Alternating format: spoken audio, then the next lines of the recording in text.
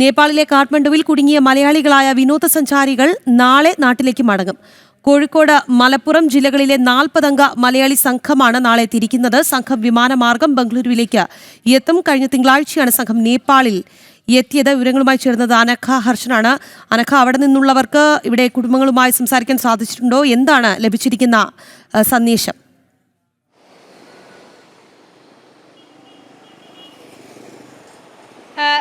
രാഖി, നേപ്പാളിലെ കാഠ്മണ്ഡുവിൽ കുടുങ്ങിയ വിനോദസഞ്ചാരികളായിട്ടുള്ള മലയാളികളടക്കമുള്ള 40 പേർ അവിടെ ഇത്രയും ദിവസം അവിടെ സംഘർഷം നിലനിൽക്കുന്ന ഒരു സാഹചര്യമുണ്ട്.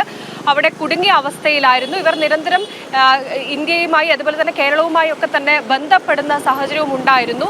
അതിനെ തുടർന്ന് നടത്തിയ ഇടപെടലിലൂടെയാണ് അവർക്ക് കേരളത്തിലേക്ക് എത്താനുള്ള ഒരു സംവിധാനം ഒരുക്കിയത്. 40 പേരുണ്ട്, മലയാളികളുണ്ട്. അവരൊക്കെ തന്നെ സുരക്ഷിതരായി ഇരിക്കുന്നുണ്ട് എന്ന ആശ്വാസകരമായ വാർത്തയാണ് പുറത്തു വരുന്നത്.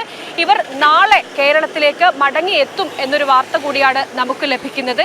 കഴിഞ്ഞ ദിവസമൊക്കെ തന്നെ ചെറിയ രീതിയിലുള്ള ആശങ്ക ഉയരുന്ന ഒരു സാഹചര്യം ഉണ്ടായിരുന്നു. കാരണം ഇവരൊക്കെ ആ വിമാനത്താവളത്തിൽ എത്തിയ സമയത്തും അവിടെ തിരിച്ചു മടങ്ങി വരാനുള്ള യാതൊരു സംവിധാനവും ഉണ്ടായിരുന്നില്ല.